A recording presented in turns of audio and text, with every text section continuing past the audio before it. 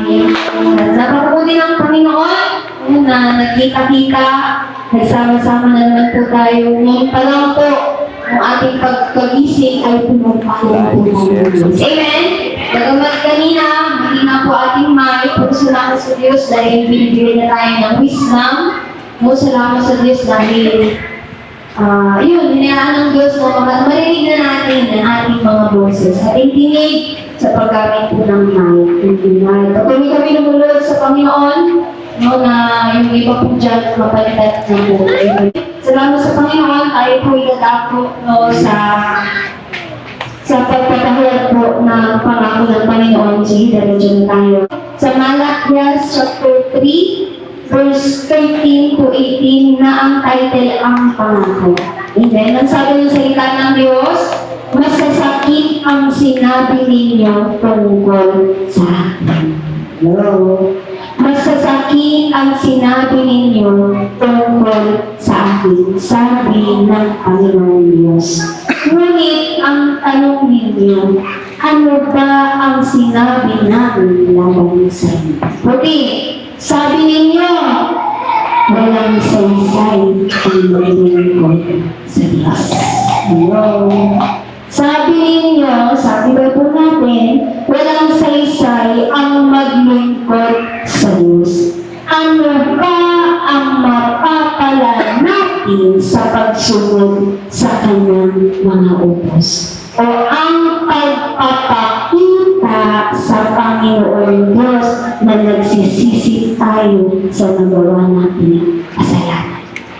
Verse 15, hindi ba kung sino ang palalo ay siya pang pinagpapala? Hindi lamang nananagana ang masasama kundi sinusubot kanila ang Diyos sa paggawa nila ng kasamaan. Ngunit hindi sila pinaparusahan. 16, pagkatapos, nag-usap-usap ang mga taong may pagpala. Hello, sir? Pagkatapos, nag-usap-usap ang mga taong may paggalang sa Panginoon Diyos.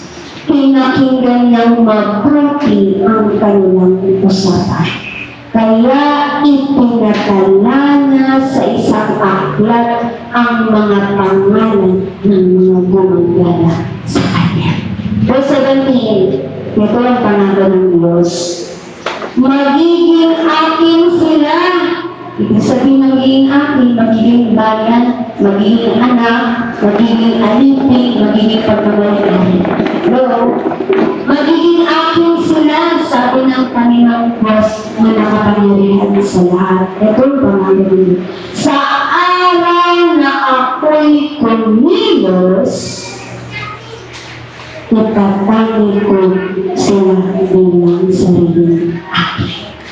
Iniligtas ko sila tulad ng pagliligtas ng isang ama sa anak na naglilingkod sa kanya. Sa ilan ng Diyos. Muli ninyong makikita ang pagkakaiba ng mabuti at masama.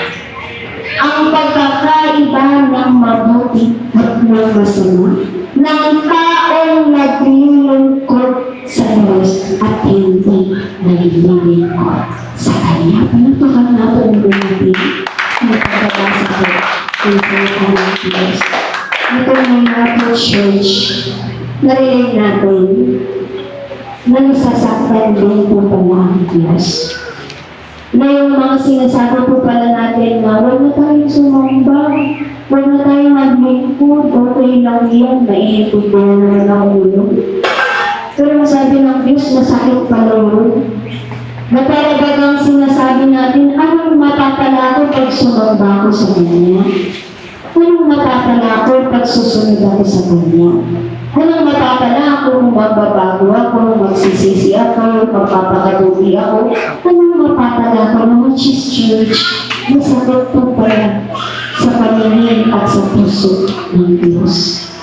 Na hindi po natin ma-appreciate yung kabutihan ng Panginoon. Kaya ang sabi ng Diyos, naririnig mo daw po yung mga gumagalan. Kung paano naririnig niya na yung sinasabi ng masama, narurinig din naman daw niya yung mga gumagana at may kapwa sa kanya. At ano po ang mensahe at pangako ng Diyos din sa mga taong gumagana, sumusunod, naglilingkod sa Panginoon? Ang sabi niya daw po, sa araw na ako kumilos. Alam mo, church, pag ang Diyos ang kumikilos sa buhay ng isang tao, hindi mo mauunawaan kung paano nangyayari yun. Totoo ba? Naranasan niyo ba yun? Na para bagang, masya ka, paano nangyari yun? Paano siya gumaling? Paano siya napagkala? Paano siya masaya? Paano siya mapayapa? Hello! Dahil yun po ang paghilos at pagdalaw at kapangyarihan ng Diyos. Amen. Ayaw niyo po ba yun? Na gumagalaw palagi ang Diyos pag sumasamba ka? Ayaw mo nun? Na gumagalaw, kumikilos ang Diyos sa pamilya mo, sa negosyo mo, sa trabaho mo, sa pag-aaral mo, sa lahat ng aspekto ng iyong buhay? Ayaw mo nun? Na may napagbago sa buhay mo na wala kang ginagawa? Na parang bagang nagtatrabaho ka na parang ikaw ang boss? No. Na parang bagang nag-aaral ka pero cheat ka lang? Ayaw mo nun? Ayaw mo nun? Na nagtatrabaho ka na parang hindi ka naman nagtatrabaho? Nagne-negosyo ka na parang hindi ka nahihirapan at napapagod? Ayaw mo nun? Ngayon po ang pagtulos at paglalabas kapag tayo palaging sumasamba, sumusunod sa Kanya. Amen. Kaya nga po yung sa mga nakakausap ko sa ko, tignan mo ang buhay mo pag sumasamba ka sa Diyos. Normal lang naman yung problema eh. Hindi naman pwede yung sumasamba ka kasi wala ka ng problema. Tanyon. Sa buhay yun, ko namin. No, normal lang yun. Sumasamba ka o hindi, may problema talaga dahil si Satanas naririto sa lupa. Pag nasa langit ka, tapos si Satanas sa buhay mo. Eh, paano ka pupunta ng langit? Eh, sa church pa lang, hindi ka na makapunta. Sa church pa lang, hindi ka na makapunta. Tapos gusto mo pumunta ng langit? Parang nakakaloko naman kayo. Parang nakakahibang. Nagkaragalang sinasabi mo, hindi pupunta ako ng langit kahit hindi ako pupunta ng church. Hindi, papapalay pa rin ako ng langit kahit naaalala ko lang siya. Hindi ba ng church? Kahit sabihin ng manalangin ka araw-araw kang pag hindi ka nasunod pagsamba sa Diyos, hindi ka natutunan. Bagamat may nangyayari, mabuti sa'yo, napapagpala ka, yumayaman ka, nagkakaroon ka ng galit dahil sa lakas mo at karunungan. Pero pag ikaw ay sumasamba, naglilingkod, nagtitiwala sa Panginoon, sure, sinasabi ko sa iyo, grabe ang dakilang bagay na gagawin ng Diyos sa buhay mo sa buhay. Alam mo, church, sa aking pagbabasa ng Biblia, napakasalamat at napakabalaga. Kala nila wala akong problema, kala nila wala akong pinagdadaan. Isaksi mga kapatid ko sa mga hirap, sa mga pinagdadaan ako sa aking pag-negosyo. Makalang daw po. Wala. Amen. Pero alam nyo, grabe, araw-araw, lahat ginagamit ko sa Satanas. Hindi ko tinitingnan na tao, bagay, pamilya. Tinitingnan ko si Satanas eh. Kasi mabuti ang Diyos eh. Hindi naman siya gagawa ng masama sa iyo at sa akin. Amen. Eh, ba? Amen. Ang gusto lang ng Panginoon Church, makita mo yung pagkakaiba na naglilingkod sa hindi naglilingkod. Sa sumasamba, sa hindi sumasamba, tingnan ninyo. Yung sinasabi ng awit kanina, sinabi ng Diyos, aangat ang buhay ko. Diba? Sinabi ng Diyos, tingnan mo, kung hindi kikilos ang Diyos, sabi pa sa Panginoon, sinabi ng Diyos, sasagana ang buhay ko. Kaya't ako'y magsasura. Amen. Diba? Yun ang sabi ng Diyos, pag ikaw ang sumusunod, sasamba sa Diyos. Kasi makikita natin pagkakaiba eh, ang sumasamba sa naglilingkod. Church, ang pangako ng Panginoon, ulitin po natin, ang pangako ng Diyos ay makikita mo kapag ikaw ay sumasamba, naglilingkod, sumusunod sa Kanya. Amen? Kaya yung pumilo kumilos at gumalaw po ang Diyos kapag kayo sumasampa. Pero pag hindi kayo sumamba, huwag po kayo mag-expect na may gagawin ang Diyos yung ngayon ng tao. Amen? Huwag po kayo. Huwag pa. Pero ang ganda lang po yung pangako ng Panginoon. Diba?